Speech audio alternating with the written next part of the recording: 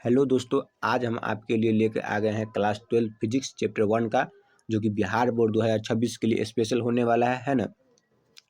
हम यहाँ पर क्या क्या चीज़ देखने वाले हैं, तो 2011 से लेकर और 2025 तक जितने भी सारे ऑब्जेक्टिव पूछे गए हैं बिहार बोर्ड के एग्जाम में, उस सभी को हम लोग देखने वाले हैं। तो ये क्लास 12 फिजिक्स चैप्टर 1 का है, ठीक है। तो चलिए हम लोग क्वेश्चन नंबर 1 से देखते हैं।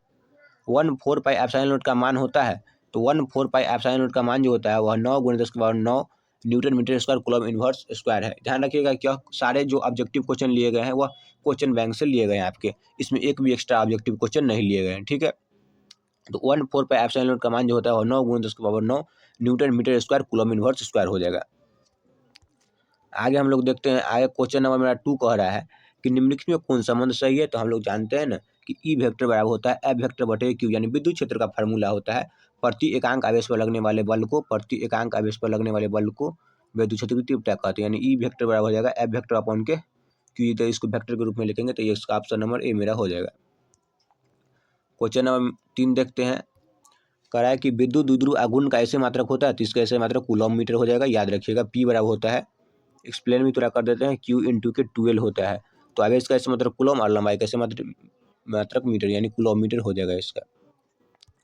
क्वेश्चन नंबर 4 देख लेते हैं। किसी माध्यम की अपेक्षिक परावैद्युता एप्सिलॉन आर होती है, तो अपेक्षिक परावैद्युता एप्सिलॉन आर जो होती है वह किसी माध्यम की परावैद्युता एप्सिलॉन तथा निर्वात की परावैद्युता एप्सिलॉन नॉट के अनुपात को हम लोग अपेक्षिक परावैद्युता कहते हैं, यानी ऑप्शन नंबर ए सही इसका हो जाएगा। 5 नंबर देख लेते हैं। 5 नंबर मेरा कह रहा है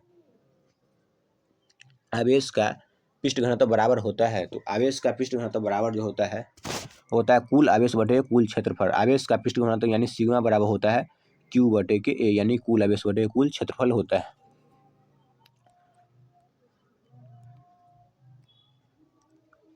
यहाँ पर कह रहा है क्वेश्चन नंबर 6 पानी का परावैद्युतांक स्थिरांक होता है, तो पानी का परावैद्युतांक स्थिरांक 80 होता है, याद रखिएगा। क्वेश्चन नंबर मेरा 7 कह रहा है कि विद्युत क्षेत्र में एक आवेशित कण पर लगने वाले बल का मान होता है, तो क्यू होता है एफ बराबर जो होता है ना वह क्यू होता है विद्युत क्षेत्र में एक आवेशित कण पर लगने वाले बल का मान, क्योंकि हम लोग जानते हैं कि ई बराबर होता है एफ बटे क्यू, इसीलिए एफ बराबर हो जाएगा क्यू, ठीक है। तो इस प्रकार से हो जाएगा। आगे देखते हैं। संबंध क्यू बराबर एन ई में निम्नलिखित में कौन एन का मान संभव नहीं है। तो जो पूर्णांक होगा वह तो क्यू बराबर एन ई में संभव है आवेश का क्वांटीकरण के लिए, लेकिन जो पूर्णांक नहीं होगा वह संभव नहीं है, इसका ऑप्शन नंबर सी हो जाएगा। हवा में एप्सिलॉन आर का मान होता है, तो हवा में यानी परावैद्युतांक का मान पूछ रहा है, तो हवा में एप्सिलॉन आर या हवा पूछे या वायु पूछे या निर्वात पूछे सबके लिए क्या होता है, एक होता है। आवेश की विमा होता है, आवेश का विमा जो होता है वह एटी होता है या आई भी होता है ना, एक जगह पर आप आई भी यूज कर सकते हैं, कोई दिक्कत नहीं है। 11 नंबर क्वेश्चन कह रहा है मेरा कि निम्नलिखित में किस राशि का मात्रक वोल्ट प्रति मीटर होता है। तो वोल्ट प्रति मीटर जो होता है वह विद्युतीय क्षेत्र का अन्य मात्रक होता है वोल्ट प्रति मीटर, और इसका ऐसा ही मात्रक जो होता है वह होता है न्यूटन पर कूलम, ठीक है। न्यूटन पर कूलम इसका ऐसे मात्रक होता है, इसका एक अन्य मात्रक जो होता है वो वोल्ट प्रति मीटर भी होता है, याद रखिएगा, यानी वोल्ट मीटर इन्वर्स हो जाएगा, इन्वर्स के रूप में लिखे तो वोल्ट मीटर इन्वर्स हो जाएगा। आगे हम लोग देख लेते हैं। एप्सिलॉन नॉट का मात्रक है, तो एप्सिलॉन नॉट का मात्रक जो होता है वह फैराडे मीटर इन्वर्स या coulomb square newton inverse metre inverse square भी होता है। इसका ऐसा मात्रक है, इसका अन्य मात्रक फैराडे मीटर इन्वर्स भी होता है, तो याद रखिएगा। क्वेश्चन नंबर 13 मेरा क्या कह रहा है कि आवेश का पृष्ठ घनत्व का मात्रक होता है, तो भाई आवेश का पृष्ठ घनत्व का मात्रक जो होता है वह कूलम मीटर स्क्वायर होता है, ठीक है, कूलम प्रति मीटर स्क्वायर होता है, ठीक है, याद रखिएगा। क्वेश्चन नंबर 14 मेरा कह रहा है, क्वेश्चन नंबर 14 मेरा कह रहा है कि दिए गए चित्र में यदि आवेश क्यू पर कुल प्रवाही बल 0 है तो क्यू बटे क्यू का मान होगा। चलिए चित्र देख लेते हैं। तो इसका जो आंसर होगा ना आप लोग याद कर लीजिएगा, सॉल्व करने पर इसका आंसर जो होगा वह 2√2 आ जाएगा, ठीक है, 2√2 आ जाएगा। आगे देख लेते हैं। क्वेश्चन नंबर मेरा 15 कह रहा है जब किसी वस्तु को आवेशित किया जाता है तो उसका द्रव्यमान क्या होगा। जब किसी वस्तु को देखिए यहाँ पर न तो धनावेशित करने के लिए कह रहा है ना तो ऋणावेशित करने के लिए कह रहा है, तो इस कंडीशन में हो जाएगा वो वस्तु का द्रव्यमान जो हो जाएगा और बढ़ या घट सकता है। लेकिन यदि वस्तु को ऋणावेशित कर देगा तो उसका द्रव्यमान क्या हो जाएगा, बढ़ जाएगा, उसका द्रव्यमान बढ़ जाएगा। और वस्तु को धनावेशित कर देगा तो उसका द्रव्यमान घट जाएगा, क्योंकि वस्तु को ऋणावेशित करने पर क्या होते हैं उसमें इलेक्ट्रॉन की अधिकता हो जाएगी। अगर इलेक्ट्रॉन की अधिकता होगी तो कुछ ना कुछ उसका द्रव्यमान भी होगा जो कि बढ़ जाएगा। और हम लोग ये भी जानते हैं कि वस्तु को धनावेशित करने पर उसकी इलेक्ट्रॉन में कमी हो जाएगा। इलेक्ट्रॉन में कमी होने के बाद कुछ ना कुछ उसके द्रव्यमान में भी कमी हो जाएगा। तो ये क्वेश्चन ध्यान रखिएगा, एक क्वेश्चन से 3 क्वेश्चन हम लोग बना दिए।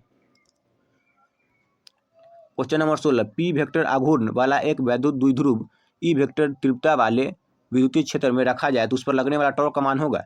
एक विद्युत द्विध्रुव को यदि एक विद्युत क्षेत्र में रखेंगे तो उस पर जो लगने वाला बल आघूर्ण होगा, द्विध्रुव पर लगने वाले बल आघूर्ण का मान जो होता है वो उसको हम टॉ लिखते हैं। टॉ बराबर जो होता है वह होता है पीई साइन थीटा, ठीक है, पीई साइन थीटा। और पीई साइन थीटा को यदि वेक्टर के रूप में लिखेंगे तो आप हो जाएगा, क्या होगा, पी वेक्टर गुने के ई वेक्टर हो जाएगा। इसका क्रॉस प्रोडक्ट होता है ना, साइन थीटा क्रॉस प्रोडक्ट होता है, इसलिए पी वेक्टर गुने के ई वेक्टर हो जाएगा।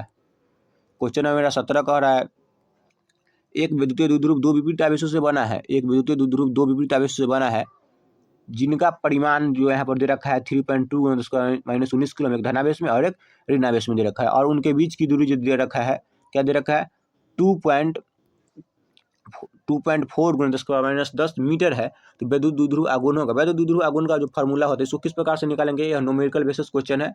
P बराबर जो हो जाएगा वो होता है Q इंटू के 2L। तो एक आवेश, किसी भी एक आवेश के परिमाण का मान यहाँ पर रखिएगा, Q की जगह 3.2 धनावेश वाला रख लीजिएगा, ऋणावेश वाला, और इसके बीच की दूरी यहाँ पर 2L के जगह पर यहाँ पर इसके बीच की दूरी रखिएगा।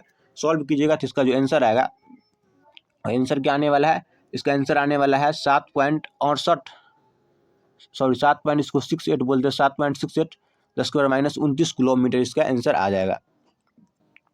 आगे देख लेते हैं। आगे कह रहा है, एक आवेशित चालक की सतह पर किसी बिंदु पर विद्युत क्षेत्र की तीव्रता होती है, सतह के लंबवत होती है। 19 नंबर कह रहा है, निर्वात में आकाश का प्रवृत्तांक होता है, यानी एप्सिलॉन नोट का मान पूछ रहा है तो वह होता है 8.85 × 10⁻⁻12 फैराडे मीटर इनवर्स। या फैराडे मीटर इनवर्स की जगह आप कूलॉम स्क्वायर मीटर इनवर्स भी यूज कर सकते हैं, कोई दिक्कत नहीं है।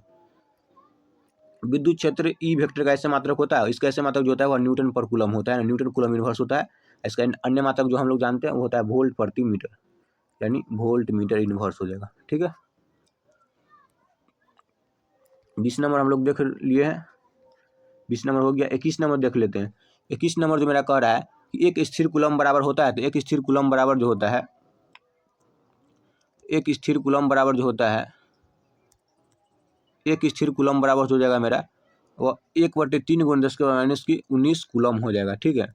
1/3 × 10⁻⁻19 कूलम हो जाएगा एक स्थिर कूलम बराबर, क्योंकि हम लोग जानते हैं कि एक कूलम बराबर जो होता है ना, एक कूलम बराबर 3 × 10⁻9 स्टेट कूलम, जिसको ESU कहते हैं, और ESU को हम लोग स्थिर कूलम कहते हैं। तो एक कूलम बराबर इतना 3 × 10⁻9 स्टेट कूलम हो जाएगा। तो एक स्टेट कूलम बराबर हो जाएगा 1/3 × 10⁻9 कूलम हो जाएगा। तो इसका ऑप्शन नंबर क्या हो जाएगा, राइट हो जाएगा डी, ठीक है। इसका ऑप्शन नंबर राइट हो जाएगा डी। 21 नंबर मेरा कह रहा है कि एक कूलम आवेश बराबर है, अभी बताएं, देखिए पूछ दिया, एक कूलम आवेश बराबर है तो होता है 3 × 10⁻9 स्टेट कूलम, जिसको हम ESU भी कहते हैं। 23 नंबर मेरा कह रहा है इलेक्ट्रॉन का विशिष्ट आवेश होता है, तो इलेक्ट्रॉन का विशिष्ट आवेश हो जाएगा 1.8 × 10⁻11 कूलम पर kg, ठीक है। 23 नंबर हो गया। आगे देख लेते हैं। 24 नंबर मेरा कह रहा है कि स्थिर विद्युत क्षेत्र होता है तो संरक्षी होता है, याद रखिएगा। इनमें से कौन सी राशि अदिश है, तो मेरा आवेश भी एक अदिश राशि है, धारिता भी हो जाएगा, है ना, सी, विभव भी, ये सभी, यानी इसका ऑप्शन नंबर हो जाएगा और डी राइट हो जाएगा, क्योंकि इसमें सभी के सभी अदिश राशियाँ, इनमें से कोई भी सदिश राशियाँ नहीं है। 26 नंबर मेरा क्वेश्चन जो कह रहा है, किसी बिंदु पर वैद्युत क्षेत्र की तीव्रता होती है, तो किसी बिंदु पर वैद्युत क्षेत्र की तीव्रता जो होती है वह E बराबर होता है F/Q होता है, ठीक है। आगे हम लोग देखते हैं। आवेश का पृष्ठ घनत्व बराबर होता है, आवेश का पृष्ठ घनत्व होता है, यानी सिग्मा बराबर होता है Q/A। कुल आवेश Q और कुल क्षेत्रफल A, यानी इसका आंसर हो जाएगा A। 28 नंबर मेरा कह रहा है, इस क्वेश्चन को देखिएगा थोड़ा ध्यान से। कूलॉम का नियम का सदिश रूप होता है, तो हम लोग पहले इसका अदिश रूप जानते हैं। कूलॉम नियम, कूलॉम्स लॉ, यानी कूलॉम का नियम का फॉर्मूला हम लोग जानते हैं 1/4πε0 Q1 Q2/r²। यदि इसको आप वेक्टर के रूप में लिखना चाहते हैं ना, तो सेम ही रहेगा Q1 Q2 r²। यहाँ पर सिर्फ r कैप लगा दीजिए, वेक्टर के रूप में इसको लिखना चाहते हैं तो यहाँ पर r कैप कहीं नहीं है, तो r कैप नहीं है तो यहाँ पर यदि वेक्टर रहता है, ठीक है, यहाँ पर यदि r कैप नहीं है रहने की जगह पर यहाँ पर सिर्फ r वेक्टर रहता है तो नीचे में RQ रहेगा, ठीक है, यह याद रखिएगा, RQ रहेगा। तो इसका ऑप्शन नंबर हो जाएगा ए सही हो जाएगा, ऑप्शन नंबर ए सही हो जाएगा। आगे देख लेते हैं। 28 नंबर हो गया। 29 नंबर देख लेते हैं। निम्नलिखित में कौन इलेक्ट्रॉन प्रवेश के लिए सही है। हम लोग जानते हैं इलेक्ट्रॉन का मान, एक इलेक्ट्रॉन या इलेक्ट्रॉन का मान जो होता है 1.6 × 10⁻⁻, 19 कूलम होता है, 1 इलेक्ट्रॉन पर इतना आवेश होता है। तो संभव कौन है? तो संभव यही ए हो जाएगा, क्योंकि यह बहुत सारे निकटतम है, 1.6 × 19 कूलम के अधिक बहुत निकटतम है, यानी बराबर ही कह सकते हैं। इसमें ये हो जाएगा 29 का ए हो जाएगा। 30 नंबर मेरा कह रहा है कि विद्युत तीव्रता का ऐसे मात्रक होता है, वह विद्युत क्षेत्र की तीव्रता का ऐसे मात्रक न्यूटन पर कूलम हो जाएगा। 31 नंबर कह रहा है कि दो आवेश Q को मिलाने वाली रेखा के बीच एक आवेश Q रखा जाए तो इस व्यवस्था में संतुलन के लिए Q का मान होगा। ऑप्शन नंबर क्या हो जाएगा? ऑप्शन नंबर 4 बी इसका राइट हो जाएगा। ठीक है। 32 नंबर क्वेश्चन कह रहा है कि दो आवेशों के बीच विद्युतीय बल एवं गुरुत्वीय बलों का अनुपात निम्न में से किस क्रम के रूप में सही है? तो यहाँ पर आवेश कर रहा है तो 10⁻+42 हो जाएगा, याद रखिएगा, इसका ये हो जाएगा। लेकिन यहाँ पर इलेक्ट्रॉन कहता था 10⁻43 10⁻42 के आसपास होता है, याद रखिएगा। 33 नंबर क्वेश्चन कर रहा है वैद्युत द्विध्रुव आघूर्ण पी वेक्टर एक विद्युत क्षेत्र की तीव्रता ई वेक्टर के बीच कोण का मान कितना होगा कि द्विध्रुव साम्य स्थिति में रहे? द्विध्रुव साम्य स्थिति में रहे तो यानी इसका ऑप्शन नंबर डी हो जाएगा, 0 हो जाएगा। तो द्विध्रुव साम्य स्थिति में रहेगा, एक वैद्युत द्विध्रुव जो होगा वह साम्य स्थिति में रहेगा। 34 नंबर क्वेश्चन मेरा कह रहा है कि निम्नलिखित में कौन भौतिक राशि सदिश है? विद्युत फलक अदिश राशि है, वैद्युत विभव अदिश राशि है, वैद्युत स्थिति ऊर्जा ये भी अदिश राशि है, लेकिन वैद्युत तीव्रता जो है यह एक सदिश राशि है। ठीक है, क्योंकि ई वेक्टर बराबर हम लोग जानते हैं क्या होता है, एफ वेक्टर अपॉन क्यू होता है, यानी वैद्युत क्षेत्र की तीव्रता जो है एक सदिश राशि है। तो ये हो जाएगा 34 का ऑप्शन नंबर क्या हो जाएगा? डी हो जाएगा। ऑप्शन नंबर इसका डी हो जाएगा। 35 नंबर क्वेश्चन मेरा कह रहा है कि दो विद्युत आवेशों के बीच लगने वाले बल को नियंत्रित करने वाले नियम को कूलॉम का नियम हम लोग कहते हैं। जानते हैं इसको क्या कहते हैं? कूलॉम का नियम कहते हैं, क्योंकि दो वैद्युत आवेशों के बीच लगने वाले बल के नियम को हम लोग कूलॉम का नियम कहते हैं। जो क्या होता है, दो बिंदु आवेश जो होता है और दो आवेश जो होता है वो निर्वात में रखे होते हैं और उनके बीच के लगने वाले बल को हम लोग कूलॉम के नियम से जानते हैं। परावैद्युतांक का ऐसे मात्रक होता है, परावैद्युतांक का ऐसे मात्रक जो होता है, यानी वही एप्सिलॉन नोट का ऐसे मात्रक जो होता है वो होता है coulomb square newton inverse metre inverse, या इसके जगह पर आप एक अन्य मात्रक फैराडे मीटर इनवर्स याद रखिएगा। ठीक है।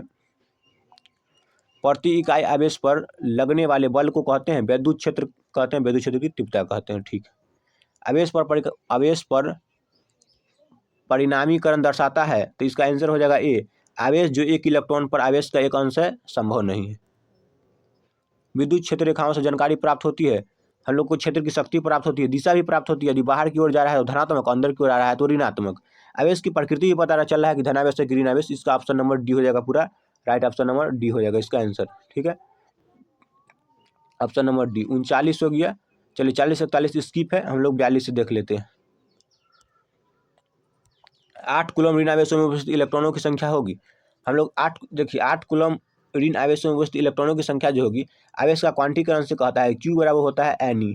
ठीक है, प्लस माइनस Ni होता है, यानी प्लस माइनस Ni, Q बराबर प्लस माइनस Ni। तो इसको निकालने के लिए क्या कीजिएगा कि 8 कूलम है तो 8 लिखिए यहाँ पर, और N तो N, और इलेक्ट्रॉन का मान होता है 1.6 × 10⁻⁻⁻19 कूलम। जब N का मान निकालिएगा ना तो यहाँ पर आपका आ जाएगा, निकल क्या आ जाएगा, 5 × 10⁻19 कूलम 19 आ जाएगा, है ना। इलेक्ट्रॉनों की संख्या 5 × 10⁻19 आ जाएगा। 44 नंबर मेरा क्वेश्चन कह रहा है 5 कूलम के दो बराबर द्रव्यवृत्त आवेशों को परस्पर 5 सेंटीमीटर की दूरी पर रखे गए हैं, निकाय कि वैद्युत द्विध्रुव आघूर्ण होगा। तो इसका भी निकालिएगा वैद्युत द्विध्रुव आघूर्ण, P बराबर होता है Q × 2L। 5 कूलम है तो 5 कूलम, और इसका जो 5 सेंटीमीटर की दूरी पर रखा गया है, यानी 5 × 10⁻⁻2 हो जाएगा। 25 25 × 10⁻⁻2 कूलम मीटर हो जाएगा। इसका ऑप्शन नंबर बी सही हो जाएगा। 44 नंबर क्वेश्चन कह रहा है कि धातु की आवेश गोले के पृष्ठ से गोले के केंद्र की ओर जाने पर वैद्युत क्षेत्र की तीव्रता क्या होती है? सर्वत्र शून्य रहती है, याद रखिएगा। इसका आंसर जो होगा सर्वत्र शून्य रहता है। ठीक है, यहाँ पर क्वेश्चन कह रहा है निम्नलिखित में कौन आवेश रहित कण है? इस बार 2025 के एग्जाम में पूछा गया था, निम्नलिखित में कौन आवेश रहित कण है? तो अल्फा कण ही आवेश रहित कण होता है। ठीक है, अल्फा रहित ही आवेश रहित कण होता है। दो आवेशों के बीच की दूरी आधी कर दी जाती है तथा एक आवेश को भी आधा कर दिया जाता है। दोनों आवेश के बीच लगने वाले बल पहले वाले बल की अपेक्षा हो जाएगा। देखिए न्यूमेरिकल बेसिस क्वेश्चन है, इसको सॉल्व करते हैं। आइए सॉल्व इसको कर देंगे। दो आवेशों के बीच की दूरी आधी कर दी जाती है। चलिए यहाँ पर देख लेते हैं। दो आवेशों के बीच की, यहाँ पर सबसे पहले हम कूलॉम्स लॉ जानते हैं, 1/4πε0 होता है, Q1 Q2 R² होता है। दो आवेशों के बीच की दूरी यदि आप आधी करते हैं तो R/2 हो जाएगा। तो इसका अब जब सॉल्व कीजिएगा ना, तो इसका सॉल्व कीजिएगा तो कितना आ जाएगा, इसका सॉल्व कीजिएगा तो आपको आ जाएगा, सॉल्व इसको करना पड़ेगा। ठीक है, हम लास्ट में आपको सॉल्व करके और देख के बता देते हैं। इसको थोड़ा सा क्वेश्चन दिया है आधा फिर दुगुना करते हैं, तो सॉल्व करके हम इसको बता देते हैं आपको। क्वेश्चन नंबर 47 मेरा कह रहा है कि वायु में दो धनावेशों के बीच प्रवेशित पदार्थ रख देने पर इसके बीच प्रतिकर्षण बल का मान होगा। तो देखिए वायु में अगर दो, पहले तो हम कूलम्ब्स लॉ लिख लेते हैं, 1/4 pi epsilon not Q1 Q2 बटे के R स्क्वायर। और यहाँ पर अगर एप्सिलॉन R को रखते हैं किसी प्रवाहित माध्यम को, तो इसका जो प्रतिकर्षण बल होगा ना, प्रतिकर्षण बल या आकर्षण बल जो भी रहेगा वो घटेगा है, क्या होगा, हमेशा घटेगा। ठीक है, 0.2 माइक्रो कूलम के दो बराबर 0.2 माइक्रो कूलम के दो बराबर तथा विपरीत आवेशों के बीच 3 सेंटीमीटर दूरी, इनका वैद्युत द्विध्रुव आघूर्ण होगा। इनका वैद्युत द्विध्रुव आघूर्ण चलिए यहाँ पर देख लेते हैं। क्यू बराबर जो दे रखा है 2 माइक्रो कूलम यानी 2 × 10 के बराबर के -6 कूलम, और आवेश के बीच की दूरी है 3 सेंटीमीटर यानी 3 × 10 के बराबर -2 मीटर हो जाएगा। वैद्युत द्विध्रुव आघूर्ण बराबर जो होता है Q × के 12 होता है। ठीक है, क्या होता है, P बराबर होता है Q × के 2L। Q का मान रख देंगे 2 × 10 के बराबर -6, 10 के बराबर -6, और 2L का मान यहाँ पर आएगा 3 × 10 के बराबर -2, द्वितीय 6 × 10 के बराबर -4। देखिए इसका ऑप्शन नंबर गलत है। ठीक है, इसका ऑप्शन नंबर ही रॉन्ग दे रखा है, इसका ऑप्शन नंबर रॉन्ग दे रखा है, इसमें से कोई ऑप्शन नहीं मिला है, इसका ऑप्शन नंबर ही रॉन्ग दे रखा है। 2025 में क्वेश्चन पूछा गया था। यदि किसी चालक को बाहरी विद्युत क्षेत्र में रखा जाए तो चालक के अंदर क्षेत्र होगा। देखिए चालक के अंदर क्षेत्र शून्य होता है, हमेशा शून्य होता है। ठीक है, ऑप्शन नंबर ये हो जाएगा, ऑप्शन नंबर ये हो जाएगा। चलिए तो आपका खत्म होता है ये 49 ऑब्जेक्टिव। यदि आप याद कर लेते हैं तो आपको बोर्ड परीक्षा में काफ़ी हेल्प होने वाले है ना, बिहार बोर्ड परीक्षा में आपको काफ़ी हेल्प होने वाले हैं। तो ठीक है, वीडियो को एंड करते हैं। यदि आप लोगों को वीडियो अच्छा लगा हो तो वीडियो को लाइक और चैनल को सब्सक्राइब जरूर कीजिएगा। थैंक्स।